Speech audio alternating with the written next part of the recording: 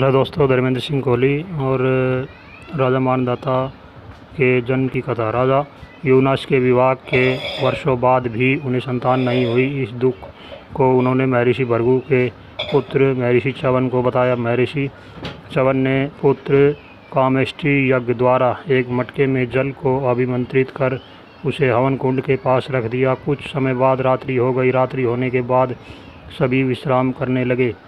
इसके बाद राजा यूनास को बहुत ज़ोरदार प्यास लगी। उन्होंने जल के लिए बहुत पुकारा, लेकिन सभी के गहरी निद्रा में होने के कारण कोई उन्हें नहीं सुन पाया। इसके बाद यूनास ने मटके में रखे अभिमंत्रित जल को पी लिया और सो गए।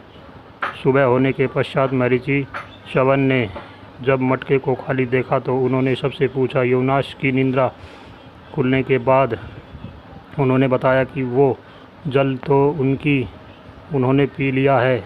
इसके बाद च्यवन बोले कि अब उनके गर्भ से ही संतान उत्पन्न होगी। इसके बाद यूनास को अपने में कुछ बदलाव होता दिखा। वे गर्भवती हो गए और प्रसव पीड़ा में चिल्लाने लगे।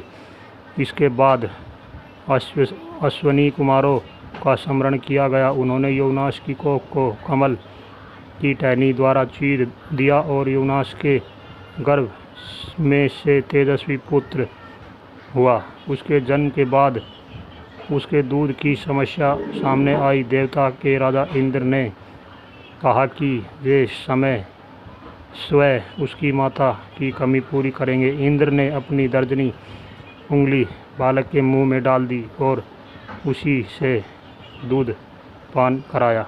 इसी कारण उसका नाम ममदाता या मानदाता पड़ा। जय कोली समाज। ये भाइयों कोली सम्राट राजा मानदाता जो कि अयोध्या के चक्रवर्ती सम्राट थे त्रेता युग में। तो भाइयों ये उनका इतिहास है। जय कोली समाज, जय भारत, जय मानदाता। भाइयों वीडियो अच्छी लगे तो लाइक व शेयर ज़रूर करना मेरे भाइयों। जय कोली समाज।